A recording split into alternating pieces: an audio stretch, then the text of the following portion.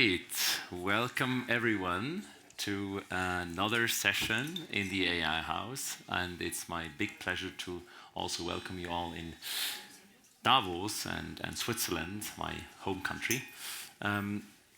Maybe very quickly who I am and why I'm here. So I'm the founder and general partner of Merantix, and Merantix is an early stage investor in deep tech AI companies across Europe. And yet we're much more than that, as you also can see with the house. We're also one of the co-initiators and initiators of the house. We also run a consulting firm in AI business, and we're generally trying to push AI ahead in Europe and across the world. Today I'm joined by a panel of great and very impressive guests, and I hope that you will forgive me. I'm not going to do a long introduction on each of you because we want to join and jump into the content and the meaty part as well. And also I have quite an easy job because all of you are very well known, and I'm really glad to have you, and thanks for making time for us in the busy Davos schedule. So let's start with Wei Li. She is the Global Chief Investment Strategist at BlackRock, and I've been the honor to host you the second time on this panel, so thanks for coming again. Then we have Scott. Scott Sandell is Executive Chairman and Chief Investment Officer at New Enterprise Associates, one of the oldest deep tech investors, and a great inspiration to us as well. We have Guru, who we also know for quite some time. We've been friends at Merantix with Guru for a couple of years now. Guru is a partner at Lightspeed Venture. And then we have Rob, who joined us here from New York, mostly. You're founder and managing partner of Motive Partners. So, thanks a lot. Let's move right into it. And, you know, as investors, we often like to brag about, you know, the fund returners and the things we did really well on. And yet we also know from our own experiences that the best learnings actually come from failures. So I wanted to do a bit of a juicy start, and on such a hype topic of as AI certainly is, I want to start in a bit more humble manner. So I want to start ahead and ask you, like, what is an example of an AI investment that it didn't go as planned, that really go bad, and what were the lessons you took away from that experience? And maybe we just, because you're so close to me, start with you, Rob. Thank you. It's a pleasure to be here. Does the microphone work? Does it work? It doesn't. Yeah. Okay. Perfect. No, it doesn't work. I thought it didn't work, but anyway, now it works. Yeah. I mean, it's interesting because to put the position a little bit, we are a stage agnostic investor. And we we're a late bloomer. I actually started this company with my partners about 10 years ago. And we thought, unlike many other very successful investors, the majority of the PE world, the private equity world, and the investment world was actually focused on returns and modeling the future of returns and assessing the past and so on, and making certain bets across industries, across capabilities. And we said, listen, we think there's room for more operators and innovators themselves being sort of like put alongside investors.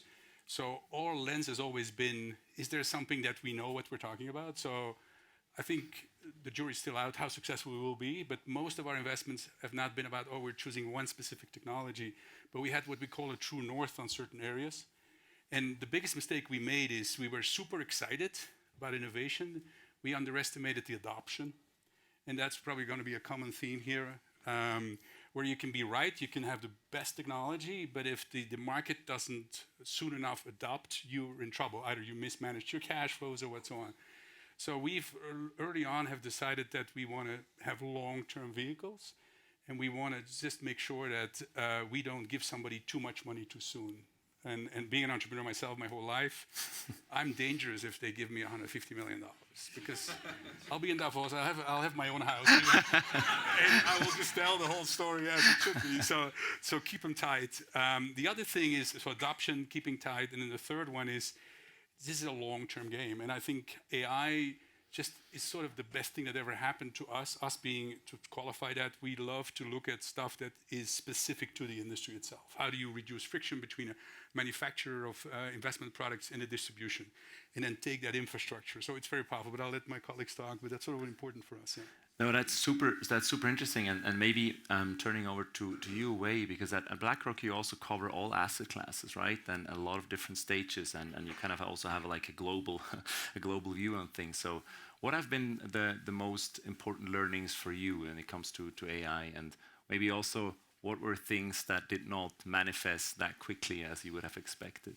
I think how you asked the question is exactly how I was planning to answer it, in that the excitement about AI adoption and productivity boost was very early on in this AI transformation. And from an investment perspective, it's tempting to say, okay, initially it's the hyperscalers, and then it's going to broaden out, it's going to benefit the utility companies, it's going to benefit the energy companies very, very quickly, because this is all happening so much faster than previous industrial revolutions. But actually, if previous industrial revolutions were anything to go by, broader productivity gain takes time, and markets like to get ahead of itself. So I think from my perspective, my lessons learned, I have a top-down macro-based asset allocation. So I love this panel because I see that we have very bottom-up perspectives, and I have a top-down approach. I think one of the lessons that I learned is that we were calling for broadening out of the AI trade a bit too early. If you look at markets, it has been very concentrated for very good reason, and it takes time for broader adoption to take place, and it takes even more time for broad-based productivity gain to come through. And what do you think about this year? So will 2025 be the year of disillusionment when things do not come as quickly as markets anticipated, and then maybe also like markets come down on that fact a bit, because some of the categories and some of the companies have certainly been hyped, and now they need to deliver and they need to grow into their valuations. Do you think that 2025 could be one of these years where in the end we're like, oh well, it didn't happen that fast, and there was quite some, people sometimes call it a bubble. And we usually, I think, the way I look at it is, yeah, at that moment, it might be a bubble, but we all know the Gartner hype cycle, and then when it actually turns out to be adopting. And so do you think 2025 is rather critical for us as an investor in AI? I'm still overweight the AI theme, and I think we're still in the early stage of AI transformation. So we look at it in a three-phased approach. Phase one is build out. We're still in build out stage. Phase two is adoption, and phase three is broad productivity gain and transformation. I think that would take time, and adoption is taking time, and the build out phase is where we are, which is why we're very excited about infrastructure. You talked about bubble. I think if you just look at price appreciation, it looks bubbly, but if you look at valuation, it's not that bubbly, right? Like earnings are coming through strongly. And these companies, hyperscalers and Magnificent Seven, on aggregate, they are meeting very elevated earnings. So if you look at forward PE, it's nowhere close to where things were during dot-com bubble. So I continue to like this sector. I still think that at some point it will broaden out, but especially if you look at the gap between the earnings expectations between Magnificent Seven and the rest of the market, it is closing.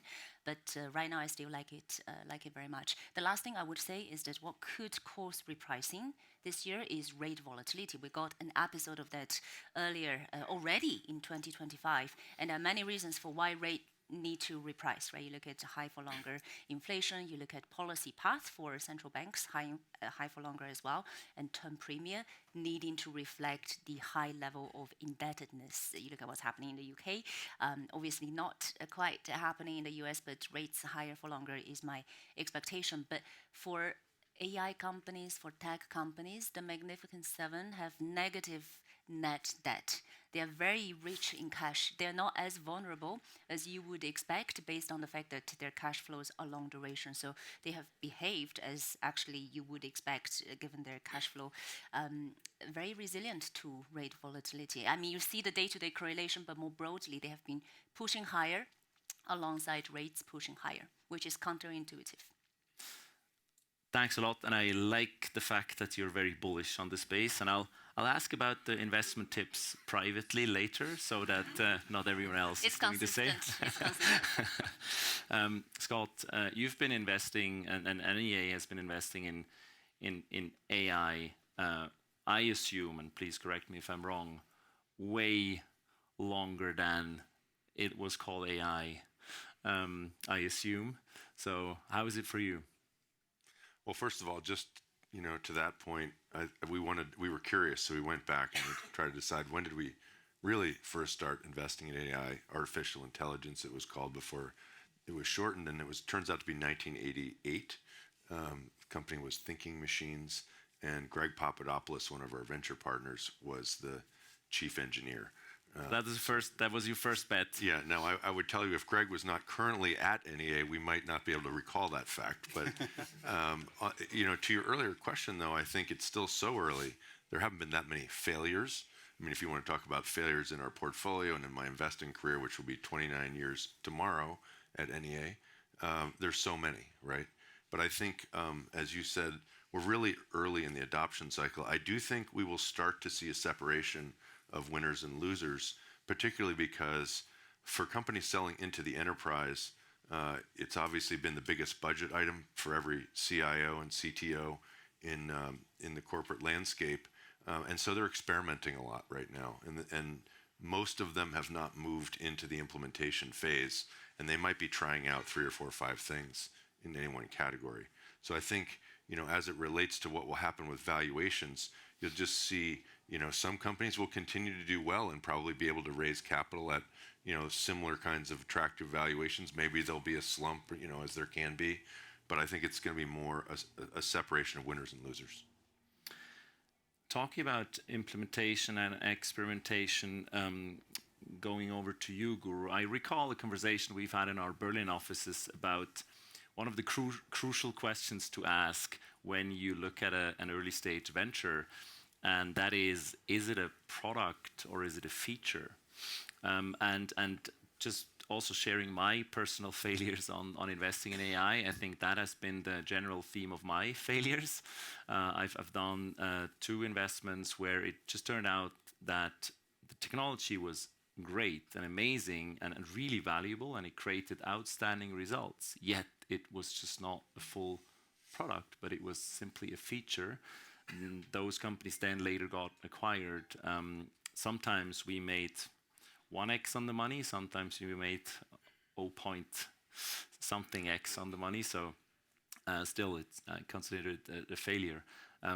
What is it for you? What is the biggest learning? What is the biggest mistake you did? I would agree with Scott. Like, this is a business of mistakes and constant learning. It's there's no dearth of those, but I don't view those as mistakes. Look, if you take a step back and you look at a platform like Lightspeed, we manage $30 billion. We're multi-stage, we're global, and we are multi-sector. At that scale of investing, both in early stage and later stage, one thing is true in our business. We're in the business of taking informed risk. There's no index fund for venture capital. It would be negative if there was one. And that's because it's a business of taking informed risks so that the outliers really drive a vast majority of returns. So, we could go all day talking about failures, but I will say one thing. It typically gets bucketed into 2 sort of things. You're either too early to the market. Founders have this amazing ability to look past the now and connect the dots and say the world needs to be this way. They start executing, but often it's way too early. We've seen that even in this AI wave to some extent, where some of the early foundation model companies have already taken exits, acqui-hires, or things of that nature. And we expect that kind of consolidation to continue to happen this year. And I agree with Scott. I mean, the leaders will just continue to accrue more capital, more team, more advantage, more capital, more business, and the others will go through some sort of an acquisition. And then the second mistake tends to be, and this is where, personally I fail often, is we fall in love with the market. We fall in love with the market opportunity. We fall in love with how amazing this team is. And yet the reality is 80-90% of the work in startups is execution. If you don't show up every day and relentlessly execute to the market opportunity, you're not going to be successful. And so that's the other more common mistake we see, where founders sort of assume that if we got the market right and we built a great feature, we're going to have a great business. The difference between product and feature is not science. It's just sort of this difference that you built one feature and you stopped. You got to build the next feature and the next feature and then the product and then the platform, and that makes an independent cloud standalone company. So execution is really the difference between a feature and a product. Yeah, build on that execution. I think the other, for us at least, is helping the founder and knowing what you're bringing to the market. On the one hand, you have to be an expert, and on the other hand, you have to have a beginner's mind where you can sort of reinvent. But I think AI, the promise, and that's why it will be measured 5, 7, 10 years from now, is what changes. If you take banking, for example, I had a wonderful conversation, although it's Chatham House Rules in Davos, one of the top CEOs of the largest bank in the world, and we're having this debate. You have hundreds of thousands of people working for you. What does this mean? And he said, yeah, I'm afraid to say that it's probably I can do it with a third. But what I will do, I will be more dependent on suppliers to bring me stuff at cheaper, more efficient capability. And it will have to fit into an ecosystem. So it becomes far more complex. And it's not about being in some cases it is, in 7 sectors. It's one sector where you truly understand the impact and you reduce the risk. And you basically can help the founder think through what he or she should do and create a network. Because it's to your point, it's very early to speak about failures where I don't think 25 is relevant that much, in my humble opinion. What's relevant is the future state and what progress we made towards that future state. I completely agree also on the execution.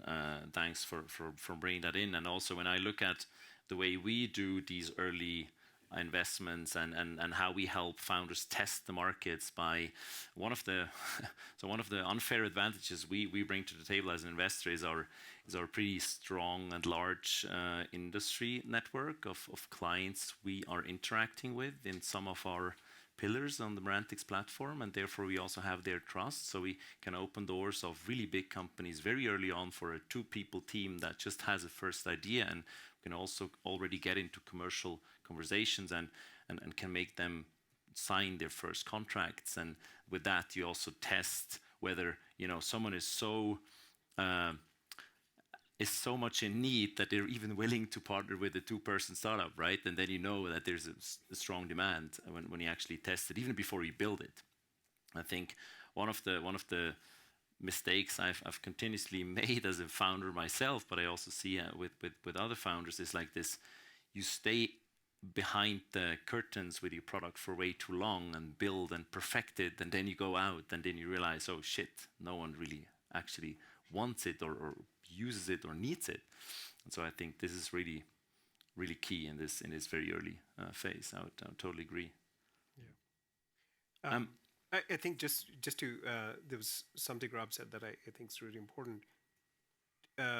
There's a couple of things that will happen this year that we are watching out for, which is the first wave of renewals kick in, and that could be an early signal in the market for what business is working and what business is not. Like a lot of these businesses have grown so quickly. Our top 3 vertical AI SaaS investments have gone from sub 10 million to over 250 million in ARR aggregate in about 18 months. Wow. I mean, we've never seen that kind of growth. And which means the vast majority of the revenue is still not even gone through a renewal cycle. And so I think that's the first signal in the industry that we're going to get.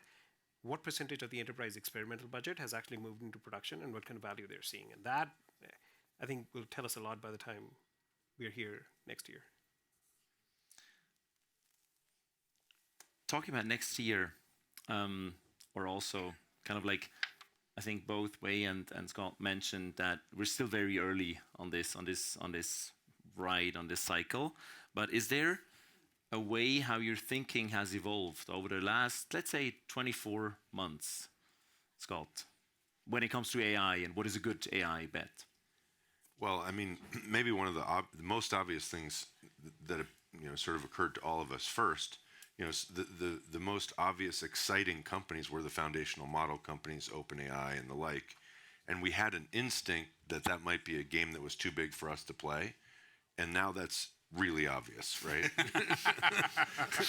So that might be lesson number 1. Yeah, that's it. And at the same time, maybe because of our history, we've done a lot of enterprise and infrastructure stuff, so we immediately gravitated to, hey, this is these new AI deployments are going to break everything, which means they're going to need to be new infrastructure to support the new requirements. So we went and found all those companies. And I still think that's going to be a huge sector. And we had an inkling that the applications layer was going to be interesting. So we have a pretty good portfolio there. Now, of course, you see, I think 1,000 agentic, companies out there or something. So, there's going to be a shakeout too. And that may be the next lesson we learn is what it really takes to succeed for those companies. So I do think we're gonna, this is all happening so quickly. I think 12 months from now, we're going to be able to have a much better answer to your question about lessons learned. Let's meet again. Please be invited. But to be fair, the other thing we've learned is owning proprietary data sets or having access to, which comes to an investment theme for us at least. Try to imagine the future in the most positive sense with everything you can imagine and everything Satya promises and everybody else promises in the world. What will not change? What doesn't change in the ecosystem and the workflow? And then go look for those incumbents who owns massive amount of data that is proprietary, and then be the investor, the driver of the value creation plan of taking a 9 times, and I know I didn't want to bring it up, a 9 times EBITDA business, and say, I'm going to take this and I'm going to plug this in and we're going to execute this. And there's only a few people who can do that and are comfortable because it's a big transition, but that's a powerful theme. And we immediately said, listen, we want to own as much data or have access to as much data as we can. And today it's like 18 trillion or something that we have data access to. And of course, BlackRock is a beautiful example, also proprietary from having that. But that is key, I think, the access to data for us. And the barrier to entry is quite low compared to betting on somebody who's 100 times future revenue. I think another thing that we worry about is that one of the earliest and most obvious productivity gains is for developers. And so, we invest with a 5 to 10 year investment horizon, and a lot of these companies are creating value today by writing software. And we have certain assumptions about how much of an enduring barrier to entry and source of value that is. And I think we're going to find out that it may not be quite as enduring in this era as it has been in the past. I think that's a very interesting one, and also one that sometimes keeps us up at night, in the sense obviously the tooling layer is very tempting and appealing, and the pick and shovel kind of theme is very convincing until it's not, because there's so much push from all sides, be it the cloud scalers, be it the infrastructure providers, to also come up with their own tool sets and then just market it as a gimmick with your cloud compute. And then all of a sudden, a whole array of business models that was running really well is out of business immediately when there's another open source that Meta did, or for that matter, Amazon decides to just give it away for free. How do you think about defensibility, and what are the key testing points when you look at these companies? Well, we happen to love open source companies. We've been investing in them for 20 years. And we do think there's actually a barrier to entry created if you give away something of great value for free. You get the market to adopt it, on the premise that you're going to invent something else that people will pay for. But once, and if you continue to invest in that open source product, obviously it's the leading product, it's a huge barrier to somebody else coming in and trying to get into your business. So that's one way to create some differentiation. And I don't know if it's about tools and techniques. I think it's about, we call it finished work, where you can say, okay, you manage invoices, cost you $20 million a year, we'll do it for 10. And you don't even need to know how I do it. Of course, I use all the most advanced tools possible. So, and you can go to even more complex capabilities that exist today. And if you have a strong service agreement with them, they would probably do that if you were trusted enough. And then you yourself use all the techniques, and then you switch out certain providers if you believe they are too expensive. And because all these people are trying to do the same, and some people are very good at selling chips these days. And if you, some people. True, I always, that's a chip. That's Can you think chip. of more than one, Rob? Yeah, tell us No, about I can't actually fix the Rob, world. tell us about the other ones. Yeah, they're not doing such a good job because they have to have a big house here too. So, sorry. No. It's chat time. It's chat time. It's okay. Now, this point is so you'd earlier asked lessons learned or the risks in our business. Durability, what Scott pointed out, that has become the hardest part of this business. It's the business is working. We love the team. We love the market opportunity.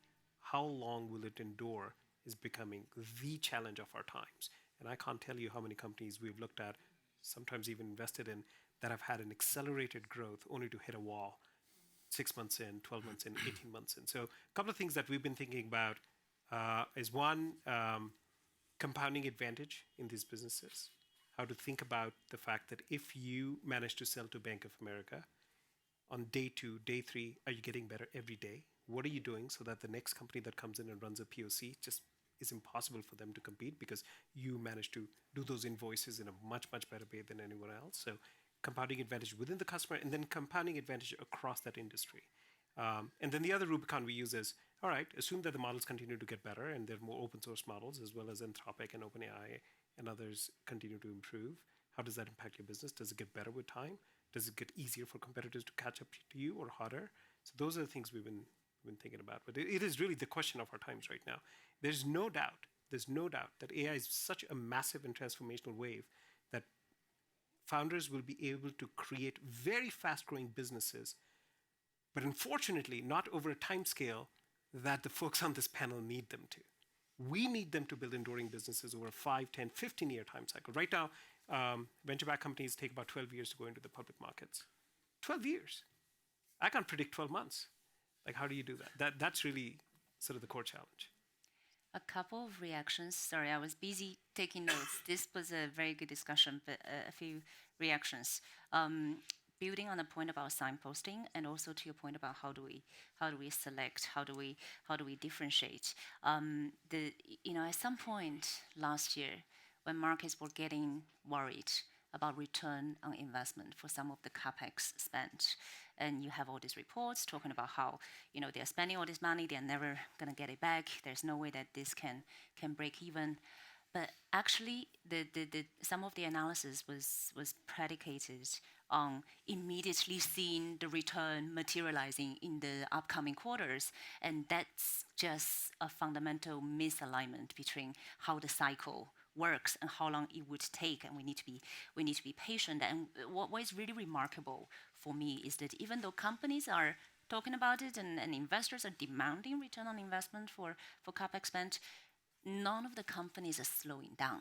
Right now we're in this incredible super cycle, but not just AI. There are other structural forces that are competing for similar things, for energy. You have the AI data center build out that is amounting to some of the analysis are pointing to 700 billion per annum by the end of the decade. And then you have the low carbon transition that is currently at a run rate of $2.2 trillion per year that is going to get to 4 trillion through to 2050. So when you add all of this together, you can see how this is not really a cycle where you go back to mean. This is really a transformation where the destination is actually hugely uncertain, right? So from a top-down perspective, we're looking at productivity gain somewhere between the estimate through the literature review that we have done between 0.1% to 1.5% per annum for the U.S. economy, which is a huge range to start, and not to mention there's a huge amount of uncertainty in terms of when the productivity gain actually kicks in. You see productivity gain happening on a broad economy basis in the data, but that's because of something funky happening with the population, because it's done on a per capita basis. But it can start in 5 years' time. It can start in 10 years' time. It just takes time. So what we are watching out for in terms of are we still on track with the AI 3-phased approach is for phase 1, we're seeing if companies are slowing down their capex spend. They can say one thing, or investors can raise all the questions, and you have debate, and markets get nervous. But if all these hyperscalers, all these companies, they with all the insights that they have, and I believe they have more insights than some investors, than the markets even, they are not slowing down. Then this is a price insensitive arms race, and we're still kind of in the middle of it, right? So that's for phase 1. Phase 2. I actually would love to get some thoughts on this, because phase 2 is adoption. And if you look at survey-based adoption rates, it's quite low still. So how do I when we are at phase two, and I think we are partially in phase two, how do I know from a kind of a macro investor perspective we are on track, right? Like, is it, the buzzword of this year, I'm picking up from all the conversations in Davos, is that this is the year of agentic AI. But what does that mean, right? Like, how do we know that if we are on track? I follow some survey-based. I follow those things, but I don't know if they are accurate. How do I know if we're on track, right? So I'm trying to put my head. I'm trying to put my head around it, because that's a bit too anecdotal for my liking. But in terms of how do we be selective, I think for phase two in particular, we don't know who are likely going to benefit from all this kind of very specific, industry-specific, company-specific adoption, because we don't know if AI is a utility, i.e., like it's so accessible that like everybody has some sort of AI, and then it's up to the companies or the startup to have very innovative way of using it, and that becomes your edge, or it becomes a scarce commodity because of the competition with all the other structural forces, and all of a sudden those that have the energy, access to energy, the grid, the data, then become the one that actually keep most of the gains from phase two. And because I don't know, I think the jury is still out. We if it is the first, it's specific use cases, then it's very bottom up. You gotta find the innovative applications with mode, and very bottom up. And then if it is the second, if we're talking about it's a scarce commodity, and companies with scale, economy of scale, lots of data to play with, and lots of free cash flow to just play around, then we're still talking about a similar type of beneficiaries as phase one. So I don't know. What if it's that's usually a good point to start, right? I think for an investor is I don't know is a great, amazing. You should be point an to early start. stage investor. You'll love it. but actually, the more accurate way of saying that it's I don't think anybody knows yet. Yeah, fair enough. And it adds complexity, because the people some of the founders are selling to are also questioning their own jobs. And there's an interesting philosophy going on. Who is the audience for what? And if you believe that you don't no longer need these programmers and that some magical infrastructure can do your work, that upsets the whole infrastructure, everything. I can only speak for financial services.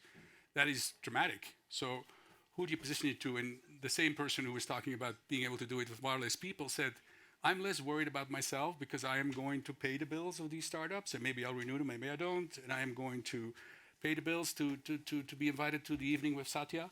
But I am worried about or excited that my local competitor, the smaller players, can't keep up. And it's up to you guys, the community of new companies, to reinvent your industry and take the barriers down of all those costs that a JP Morgan, a Citigroup has. And so in our sector, we see that as a very interesting opportunity for us to provide capability that the big boys can, but the others can't. And that's that's 75% of all the spend in IT goes to those mid-sized players. I think it comes down to your fabulous question, Wei, that you just asked, right? If it's just going to be a horizontal or vertical play, or if it's going to utility, or if it's going to be a scarce resource, and maybe also adding complexity on that question. What if it's both, a little bit of both, and makes it even more complex? And I mean, there's reasons to think why it could be both, and you're absolutely right in saying like we don't know, and nobody knows. But it's safe to assume. I think one thinking that we try to employ is at least trying to compare to the before general purpose technology, the internet. That also at the first years it was more like of a scarce resource, when you wanted to build an internet application, you had to first build the infrastructure and fill a lot of metal into a room, and later on, someone did that for you, and you could just focus on, you know, the value lever and how you're going to make another business model that without the internet wouldn't even be possible, and now is entirely a novel category that it just created. I think that's just also then coming back to the competition question, right? Which of these categories will be taken by incumbents who adapt quickly enough, and which categories will be newly defined by novel players that weren't even around 20 years before, right? Think of Meta, Google, and you name all of these magnificent seven companies. They've entirely created new categories, and I think that's also an interesting question then. Who will be disrupted? What kind of new players will come up? And which of the existing incumbents can turn around quickly enough? I'm with the incumbents, by the way. I think they will adapt. Well, I think one of the things that's interesting about this technology is it's relatively easy to adapt. And because, as you said, Rob, they have the data, they're in a stronger position than they might be adopting some other kind of technology. Yeah, and we've seen them react faster. Like, I've never seen companies of the size of Adobe or Microsoft or Google or Salesforce respond as quickly. In some sense, you know, most of the internet mobile cloud disruptions we've seen in the past, they happen at a certain pace. It's like boiling a frog. It happens kind of slowly. Startups respond much faster. Incumbents are asleep at the wheel. This one happened very quickly. Q4 of 2022 comes around. ChatGPT comes around. Every board member tests it out. It's a conversation suddenly at the board level by the end of 2022. It's a priority in 23. So I'm with you. Yeah, be a fast follower. Yeah. Exactly. So our assessment is assume that every incumbent in every industry incorporates Anthropic or OpenAI's API and builds a copilot for their existing product. Assume that. It's a given. It will happen. Now let's assess how do you go and build a product to disrupt the space. And I think if you use that Rubicon, I think that's a good starting point. It's not enough itself, but it is enough. And it's about what $900 billion enterprise software market right now. I think a vast majority of that stays with the incumbents. The opportunity is in the net new market. Services, for instance, is for the first time achievable. Do you think, may I ask a question? Sure.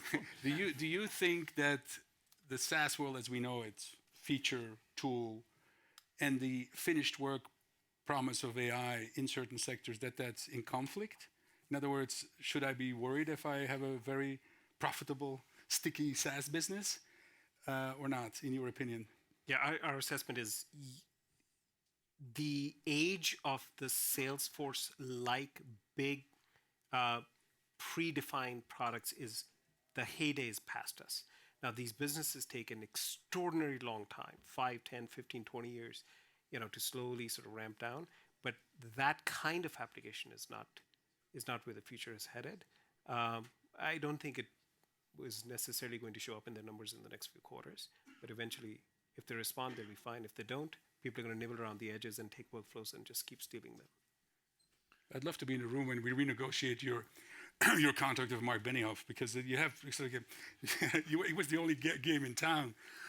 So I do think there's going to be pressure on those people for sure. Agreed. I'd like to move to a second part, or maybe like another part. I really like your thinking about the utility versus commodity or scarcity.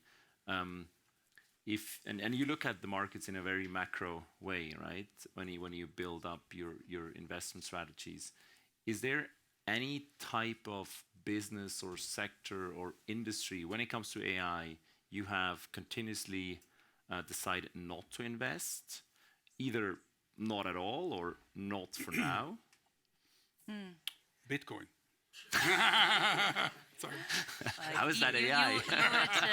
You would know that the BlackRock Bitcoin product was actually the most successful product launch that we have ever had. But you're a provider. You don't take the risk. That other people take the risk. Infrastructure-wise, I agree, but the Bitcoin itself is interesting. Yeah. That's fair. But to answer your question, I think that in the spirit of AI, you never say never. to your question. I cannot say that this is a sector that we do not touch because in the context of AI it's just uninvestable, because that's the whole point. It disrupts the ancient way of doing things, right? In fact, the further away they are from the leading edge of AI, maybe that represents greater delta for progress. But right now, the sectors that we find interesting, so that's not answering the question, that's the opposite of answering your question, but the sectors that we think could be interesting now are along the lines of healthcare, financials, because we can see use cases benefiting the sectors, especially the large players in these sectors already that are very legitimate. The utility piece, the energy piece is more around kind of, this is the public way of playing the infrastructure build out, but energy is so reactive to macro factors, dollar, but also the geopolitical development. It's not a very clean way of playing it. Maybe infrastructure is a neater way to do it. What we also do is to have AI score based on smart listening that we built to earnings transcript to pick up to what extent not just the sectors, but on a single name basis, these companies are not just kind of throwing AI into the mix, but they holistically are incorporating that into their business. So for every sector, we currently have a bit of have the AI score is that we use to track if the sectors are close to broader adoption or not. And let's just stay with that, because that directly leads me to my next question. Actually, I'd like you to go through in this round here. What is the kind of company that you like to invest but haven't found yet? So in other words, what's the opportunity out there that's in your eyes totally going to be killing it, and someone should build it? Because we also have a lot of founders here, right? So you are looking at me, but I'm looking at this panel to hear, because this is a bottom-up story. No, that's fair. I'm actually curious what Scott's going to say too, especially on the early stage side. But I'll say, look, there's a company out there in the public market that went from 10 billion in top line in 2020 to 60 billion in top line by 2024. That company is NVIDIA. It's a company that's making the most amount of money in this ecosystem. Boy, it'd be nice to have some competition in that space. I think that'd be great. I do think the movement from CPUs to AI accelerators is a secular trend. So I think there's still time to go build something really interesting, and it'll be a multi-decade business. So there's a tremendous opportunity at that layer of the stack. I think foundational models are relatively settling in. So sort of, Anthropic and OpenAI are really sort of executing and firing on all cylinders. Application is the other place in healthcare, legal tech, anywhere where there's tons of paperwork moving around. I think those are really interesting markets. So that's where we're focused. I probably need to talk to my co-GP Rasmus, because in another roundtable we just had, he said we're not investing in chips, so I need to reconsider that. It is a game for the larger funds. To be fair, and I'm sure you'll get there. You're so right. You're so right. We're gonna stay humble for this one now. Yeah, I mean, my answer to that is pretty simple. I agree with all those opportunities. I think they're relatively obvious, and that's a little bit of the problem. And there are probably fewer brave souls who will go after the next semiconductor company to do something with NVIDIA. But I think what excites me whenever there's a new wave is the company that wasn't possible before the wave started. And I don't feel like we've seen a lot of those yet. In the mobile revolution, the example that always comes to mind for me is Uber. There was no Uber before a mobile phone, and then suddenly everybody uses Uber, and all the competitors to Uber. And I don't feel like we've seen something that AI has enabled. I mean, even the generative AI is. I think that's pretty transformative. But lots of the use cases are really sort of next generation search. I would argue that it's not one company, and we call them ecosystem economics.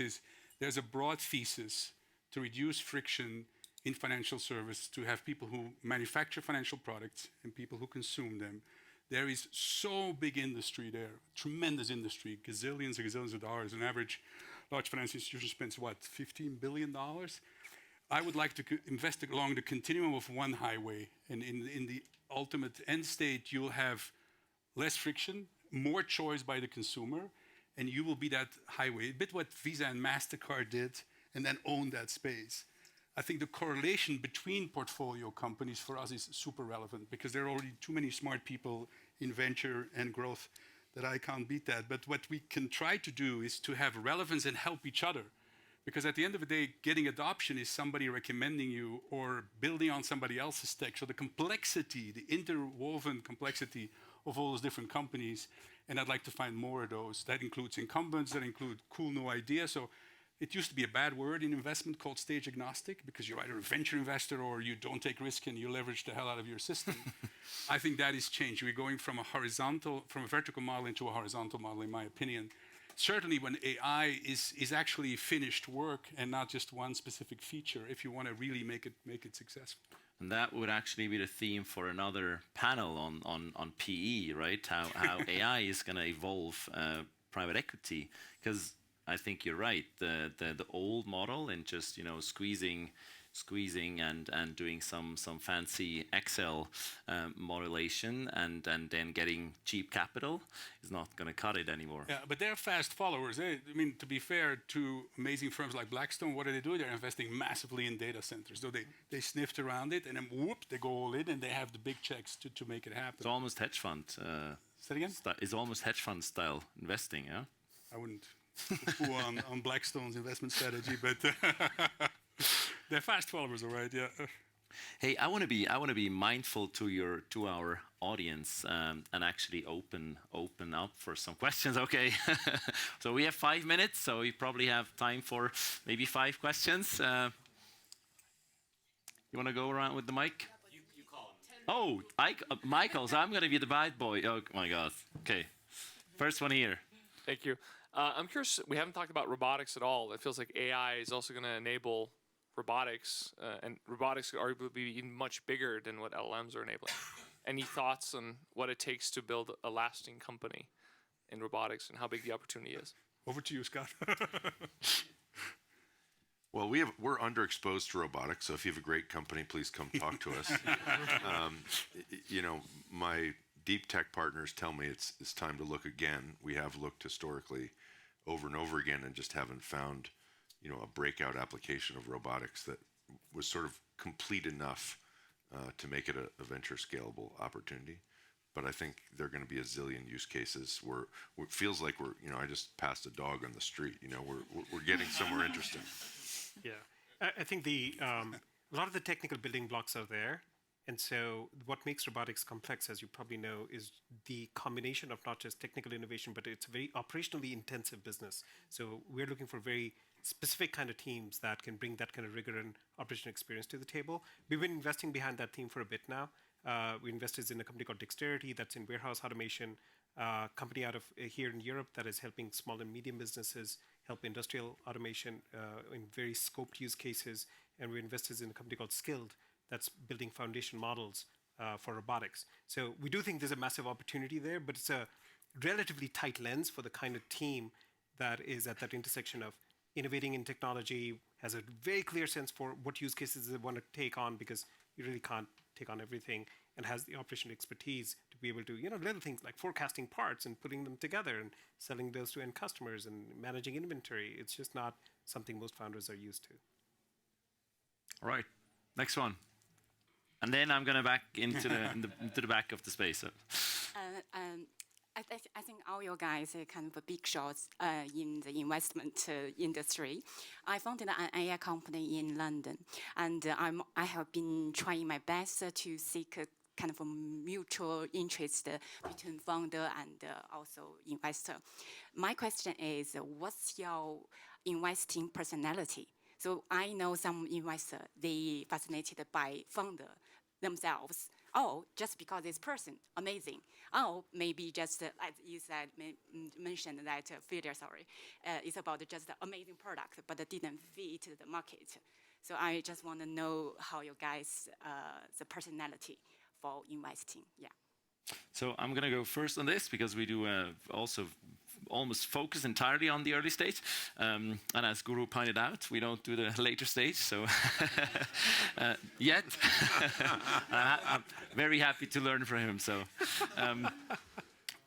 we usually place a bet based on two things, founder and market. So both need to go together well. So we need to believe in the market and the application, but we also need to believe in the founder and that this founder personality type will be able to actually be successful in that specific market. Fully agree.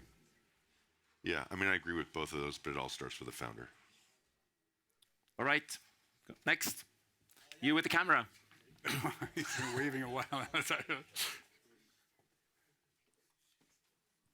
So I'd love to hear more comments on the death of the SaaS model and Salesforce. I did not say that, but I want to be invited to the Salesforce party, so please. But 99% of U.S. companies are SMEs. And, you know, they have a subscription to Salesforce and DocuSign and Adobe and, you know, QuickBooks. And I've followed just recently the rise of something called Zoho out of India. It's reached 100 million users. And when you get a single user license, you get access to 55 apps for that one user. If not that, what do you see will replace a decline of a SaaS model? So, I mean, it's a good question. You have to look at two fundamentals for what are we really talking about. I mean, it's easy to sit on a panel and say SaaS is ascendant or in decline. You have to go back and study why does SaaS exist. SaaS exists because building software is expensive, which means if I can build one thing and sell it to 50,000 customers, that's great. That's probably the only way that business works. If the economics of building software change because AI makes it much more inexpensive to make highly customized software for just that use case that is applicable only in that part of the financial services industry for that workflow, for instance, then the entire economics of SaaS change. And so, you know, my stance on SaaS is not whether SaaS is ascendant or not whether a specific company continues to do well or not. It's about the nature of how we think about software and selling software will change substantially. That's a better way to think about it if you're, you know, sitting as a founder. And so again, I'm only speaking from my sector, which is what, 25-ish% or 30% of the IT spend in the world.